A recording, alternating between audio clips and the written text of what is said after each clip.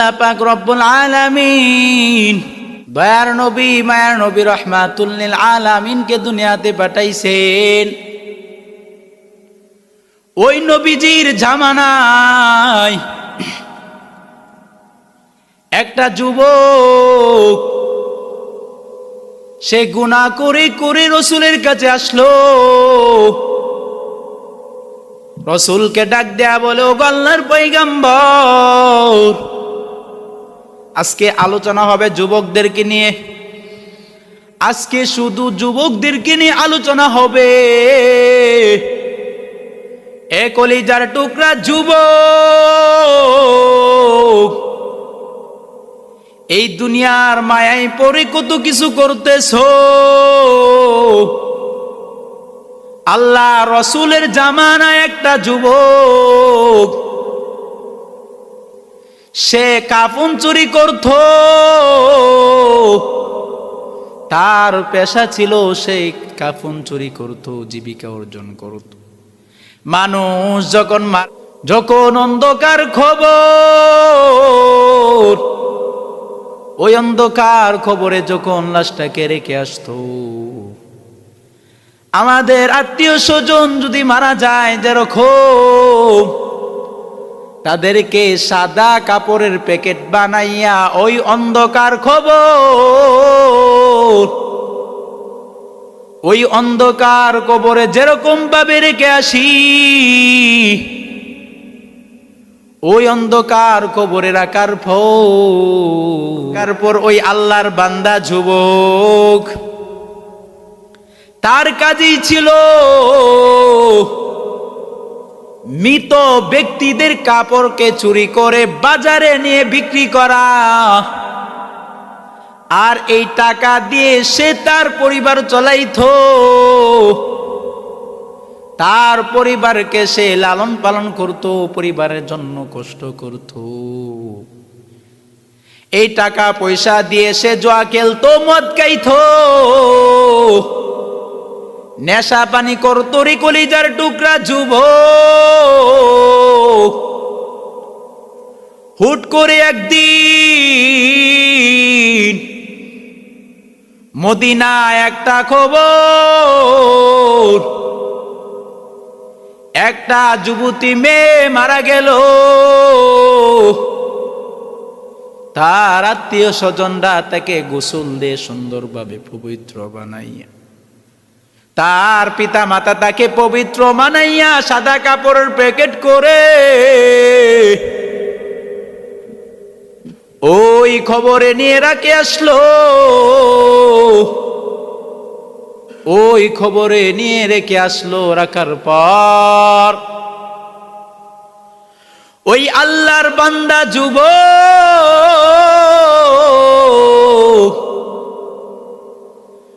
ওই দিন ওই কবরের পাশে যায়, গিয়া কবরটাকে খনন করে দেখে সুন্দর একটি লাশ।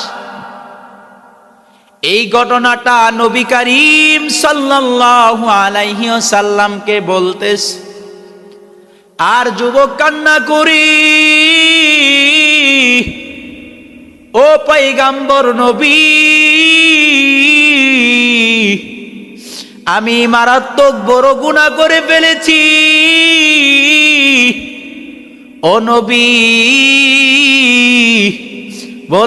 বলেন আমাকে আমার রব ক্ষমা করবে কি না, আমার রব আমাকে মাফ করবে কি না রে। ও নবী, তুমি বলে দাও। আমার নবী ডাক দেয়া বলে, রে যুবক, কি ঘটনা ওইটা খুলে বলো, ওইটা আগে আমাকে বলো, কি হয়েছে, তুমি কি গুনাহ করেছো। নবী যখন যুবকটাকে ডাক দেয়া বল, যুবকটা নবীকে ডাক দেয়া বলো, নবী, আমি যখন আমার পেশা, মানুষ যখন মারা যায়, মারা যাওয়ার পর তাকে কবরস্থানে রাখে। ওই কবরস্থানে গিয়ে তার কাপড়টাকে এনে বাজারে বিক্রি করা। আমি এই মদিনা একটা যুবতী নারী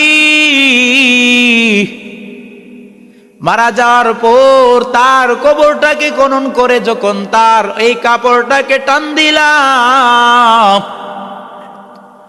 ও নবী, মেয়েটাকে দেখে আমার মাথা নষ্ট। নবী, আমি নিজেকে ধরে রাখতে পারলাম না গো আল্লাহর পয়গম্বর, আমি নিজেকে ঠিক রাখতে পারি নাই।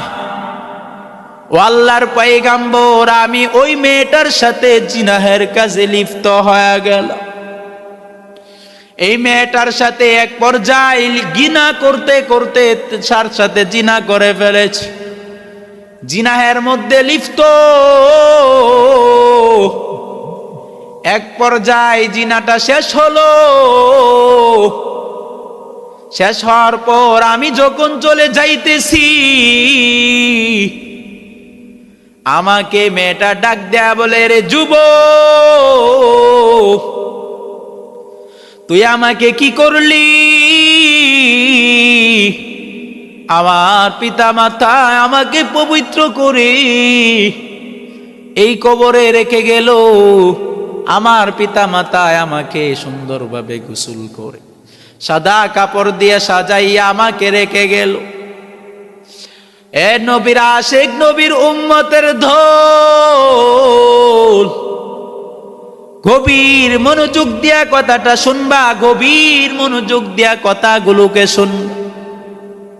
ওই যুবকটা যখন চলে যায়, মেয়েটা ডাক দেয়া বলে, রে যুবক, আমি যখন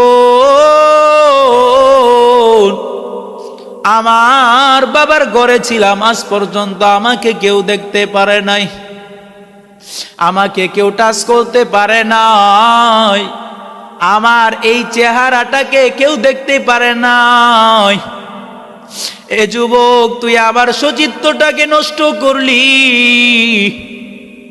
আমি আমার মালিকের কাছে কি বলবো?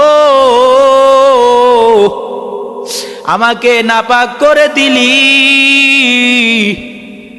আর আজকে আমাদের সমাজের মেয়েরার দিকে তাকাইয়া দেখো, আমাদের সমাজের মেয়েরা গিয়া বাজারে ঘোরাঘুরি করে, ঠিক না বেঠিক? এই জোরে আওয়াজ দেয়া বলো, ঠিক না বেঠিক? আমাদের সমাজের মেয়েরা বাজারে গিয়া দেখো, আপনাদের এলাকায় গ্রাম অঞ্চলে এগুলো কম আছে, মেয়েরা একটু কম যায়, পর্দা সহ করে যায়, পর্দা করে করে মেয়েরা যায়।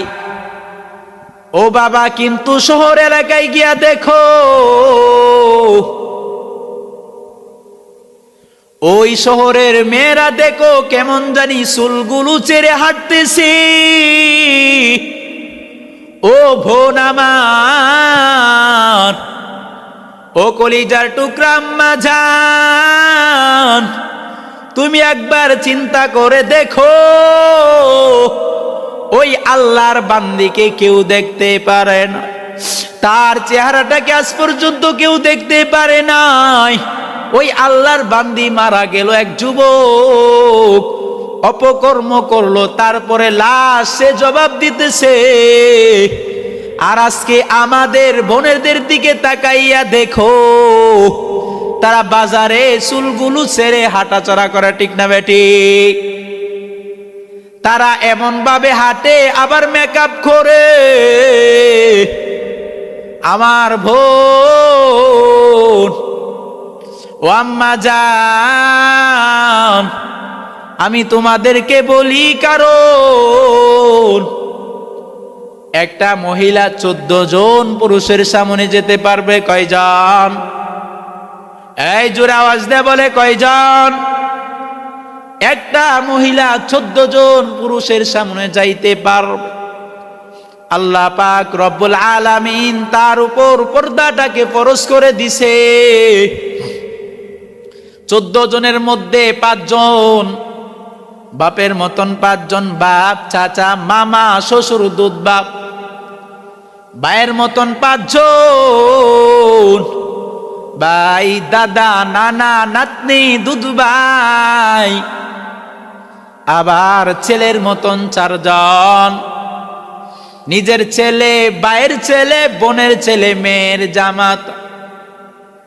ও কলিজার টুকরা মাঘো,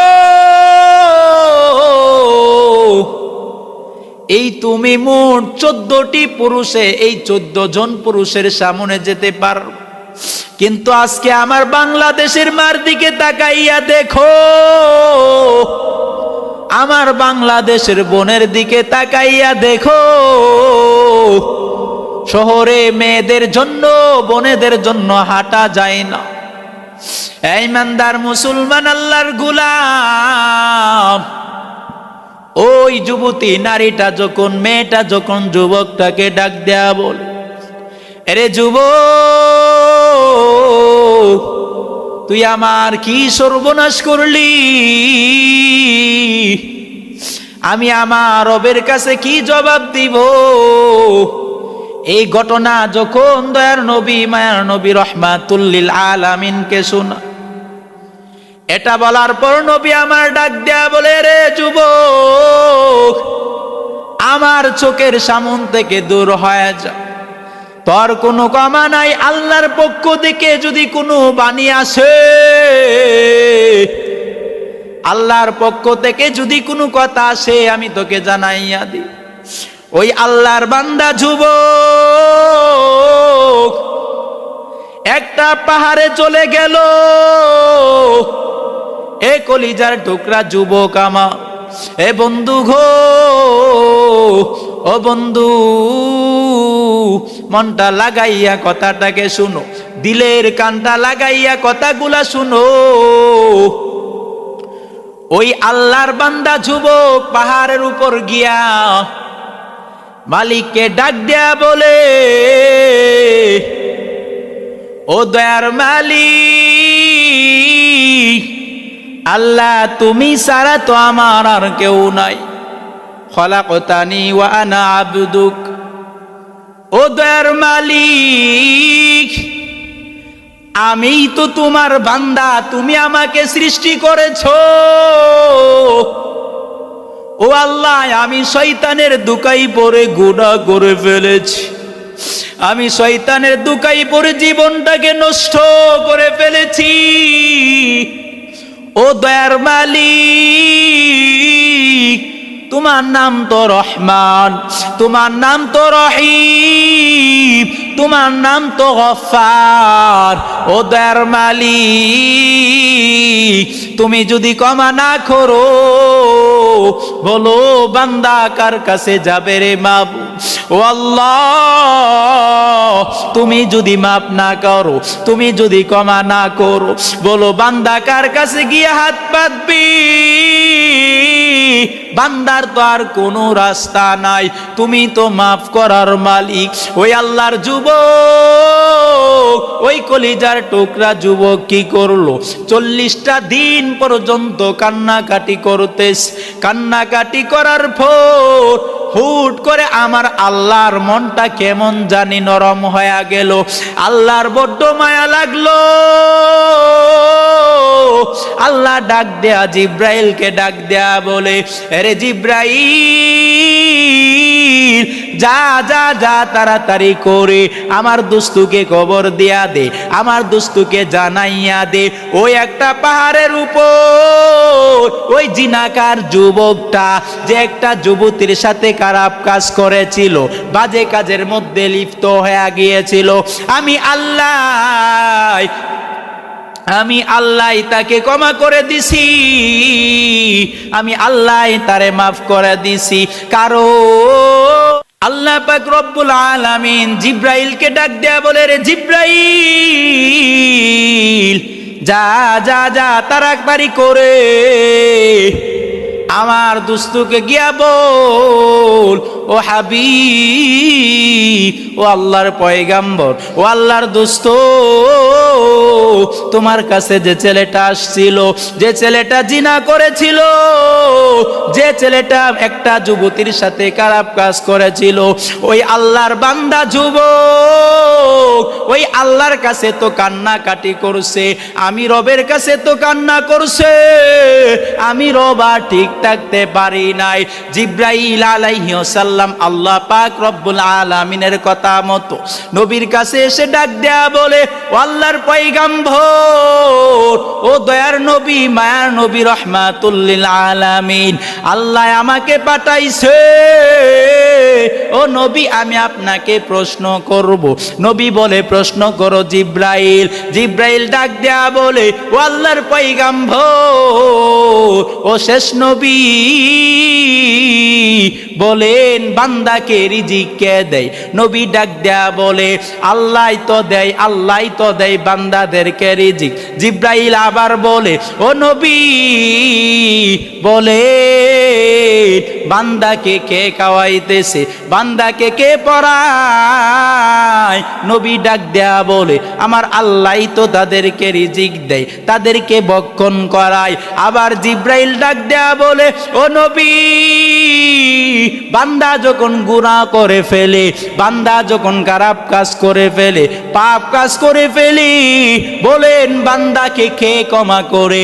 আমার নবী ডাক দেয়া বলে, আমার আল্লাহই তো ক্ষমা করে, কারণ আর কারো শক্তি নাই ক্ষমা করার মতন।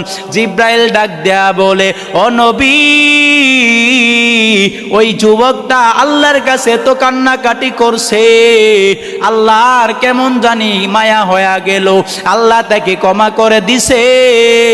ও নবী, সুতরাং আপনিও তাকে ক্ষমা করে দেন আর তাকে ঘোষণা করে দেন, সে কেমন জানি গুনাহ কলিজার টুকরা যুবক। এই ঘটনা থেকে আমরা শিক্ষা নিতে পারবো, আল্লাহ রব্বুল আলামিন বড্ড বেশি মায়া করে আমাদেরকে। আমরা তো পাপ কাজ করব, আল্লাহ নিজেই বলেছেন। শয়তান আল্লাহর সাথে চ্যালেঞ্জ করেছে, কি করেছে? জোরে আওয়াজ দেয়া বলেন, কি করেছে? আল্লাহর সাথে শয়তান চ্যালেঞ্জ করেছে, ও মালিক, তুমি কেন জান্নাতটাকে বড় বানাইতেছো, এত কেন প্রশস্ত করতেছো? আল্লাহ ডাক দেয়া বলে, ও শয়তান, শুন শুন, আমার বান্দাদেরকে আমি তাদেরকে জান্নাত দিব, এই জন্য জান্নাতটাকে বড় করতেছি। শয়তান ডাক দেয়া বলে, ও আল্লাহ, জাহান্নামটাকে বড় বানাও, কারণ আমি শয়তান তোমার বান্দাদেরকে ধোঁকা দিয়ে দিয়ে জাহান্নামে নিব। কিন্তু আমার আল্লাহ ডাক দেয়া বলে, ও শয়তান, তুমি শুনো, আমার বান্দা যদি সারাদিন গুনাহ করে, সারাদিন গুনাহের কাজ করে, মাগরিবের সময় আমার কুদরতি পায়ে সিজদায় পড়ে আমাকে ডাক দেয়া বলে, ও দয়ার মালিক আল্লাহ, আমি বড় গুনাহ করে ফেলেছি, আল্লাহ তুমি যদি আমাকে মাফ না করো, কে আমাকে মাফ করবে? বান্দা ডাক দিতে দেরি হবে, কিন্তু আমি আল্লাহ তাকে ক্ষমা করতে দেরি হবে না। সুবহানাল্লাহ। এ নবীর আশিক, নবীর উম্মতের দল, এই জন্য কলিজার টুকরা যুবক, আল্লাহ আমরা যতই অপরাধ করি না কেন, আল্লাহ আমাদেরকে ক্ষমা করার জন্য, আল্লাহ আমাদেরকে মাফ করার জন্য শুধু উসিল্লা খুঁজতে থাকে। এই জন্য বেশি বেশি তওবা করো, তওবা করার দ্বারাতে আল্লাহ মাফ করে দিবে। এই জন্য কাজ করে আজকে থেকে আমরা নিয়ত করব, জীবনে গুনাহ করেছি, কতই না গুনাহ করেছি, ও আল্লাহ আর জীবনে গুনাহ করব না, আর কোনো বেগানা নারীর দিকে তাকাবো না, আর কোনো মেয়েকে ইফটিজিং করব না, আর কোনো মেয়েকে ডিস্টার্ব করব না। ও দয়ার মালিক, তুমি আমাকে মাফ করে দাও। এ যুবক, এইভাবে তওবা করতে থাক, কারণ তওবা যদি না করতে পারো, তোমার জীবন বরবাদ।